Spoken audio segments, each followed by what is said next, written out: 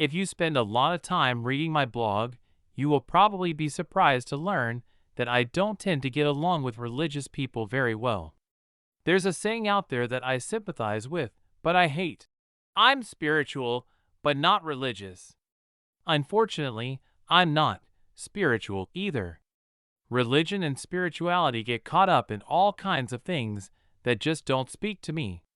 I have hearing damage, so I may not even hear some of the tones associated with spiritual music. I didn't grow up in the church, so I don't have a bunch of traditions that are important to me.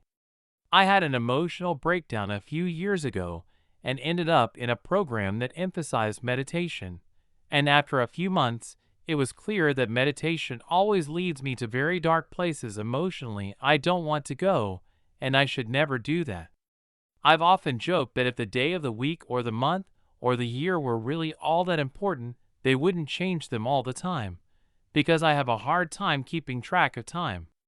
I rarely have a firm grasp of what season we're in without visual clues, let alone which liturgical color someone is supposed to use at any given time. I was once asked, before we all had smartphones, why I don't celebrate Lent, and I answered honestly that it doesn't get a cartoon character holiday special, so I don't even know it's coming until it's gone. It seems strange to others that I'm so interested in theology with such ambivalence towards religion. I kinda get that. I don't pretend that the two subjects are unrelated. I'm just not good at the religion part of it. I'm not wired that way.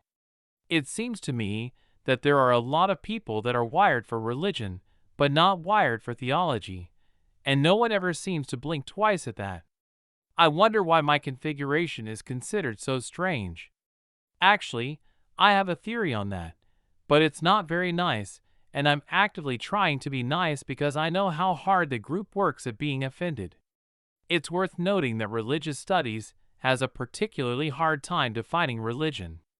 In part, this is because missionaries going to distant lands have tried to use the term religion to encompass all of those that are seen as rivals for the hearts and minds of the people. This is a point that I'll come back to later, but as Christian missionaries expanded from the Roman world to the Western and Eastern worlds, they didn't just bring Christianity, they also brought Europeanism and Platonism and Aristotelianism. Often, it was not always clear where one of these components ended and the others began. Even today that happens, with democratic ideals and the Christian message mixed up in a stew and served up together as though they are the same thing. This leads to a whole series of questions about religion. If religion is the music and the governmental style, then the religion we practice here in America can't be more than a few hundred years old. That doesn't make sense if our religion's founder was crucified almost 2,000 years ago. Conversely, if our religion was founded almost 2,000 years ago, a lot of the customs we're used to were added to our religion later. There are some very sincere, earnest religious questions that I don't care one way or the other about.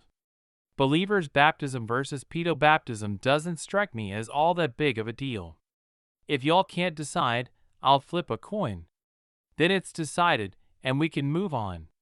This doesn't mean that I am unsympathetic to the arguments. It means that I recognize that neither side is gaining ground on the other, and we need to decide. Once the decision is made, no matter how it's made, go with that decision until the consensus is changed. This is why every generation there's a new movement to really connect with God.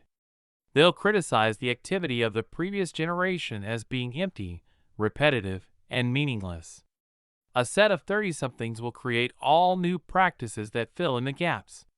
Then, when they get to their 80s, they're amazed to discover that those activities they created to break the mold are again being broken by a new set of 30-somethings that have only ever seen those previous practices as empty, repetitive, and meaningless. There are a few people that see through that fog, though. Not perfectly. I know that I don't see through it perfectly, and those that seem to see through it more clearly than I do still complain that the religious practices, both the old familiar ones and the new innovative ones, muddy their view. When we are looking through those mists or muddy waters, or whatever analogy works best for you, we are looking at God. For me, there are a lot of analogies that would work to help explain what I'm talking about. For one, I could make the analogy to a physicist trying to see past the limits of a microscope to the fundamental nature of matter. Another would be an economist trying to see through the list of numbers explaining transactions to see the forces that drive an economy. Another could be a psychiatrist trying to see through a series of survey results to what really motivates people. The physicist seeking the nature of matter doesn't actually care about the sand any more than the water, except that the sand gets them closer to understanding matter in some particular way. The economist doesn't actually care about receipts more than invoices, except that the receipts get them closer to understanding what moves value better. The psychiatrist doesn't actually care about surveys more than interviews, except that the survey gets them closer to understanding the mind better. In the same way, the theologian doesn't actually care about the healing done after a prayer any more than the healing done without prayer, except those that are done after prayer get them closer to understanding God. When a person tries to circumvent the traditions that they grew up with and get to God without them mostly on their own, this is spirituality. There are some benefits to this. When making progress, they don't need to wait for others. It also has disadvantages. A person can make decades worth of progress in the wrong direction. Going the spiritual direction is popular for a lot of reasons.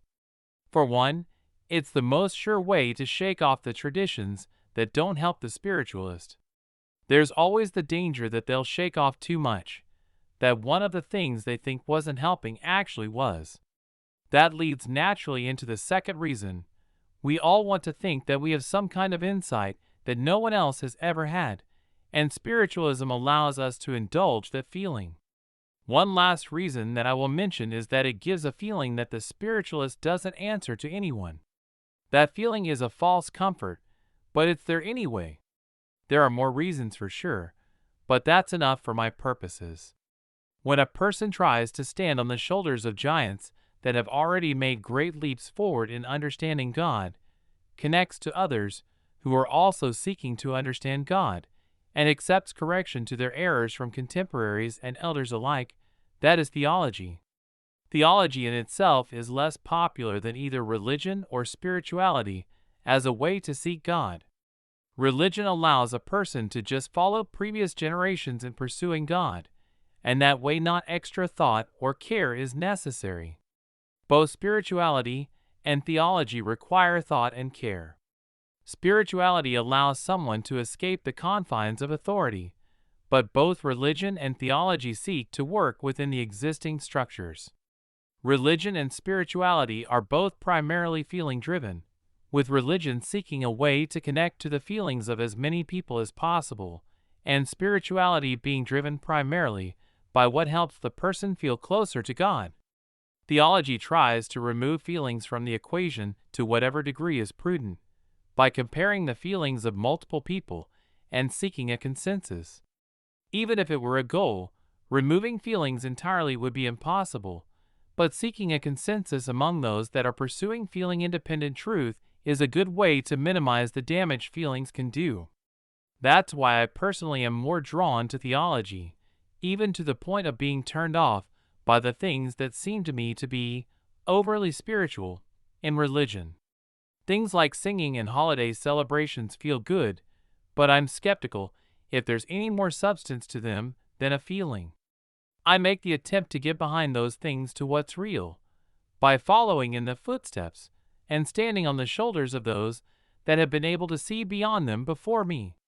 That's why I'm an amateur theologian, and not an amateur religious leader or amateur spiritualist.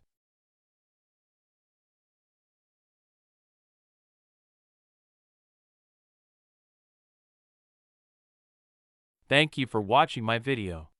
If you like theological and philosophical insights and deep dives into tough theological questions, rather than just the normal fluff that you will get from an apologetic channel or a normal Sunday sermon, then consider subscribing and hitting the bell. Also, if you like what you've heard here and want more, links to my blog, Amazon author page, and Zazzle products page are in the description.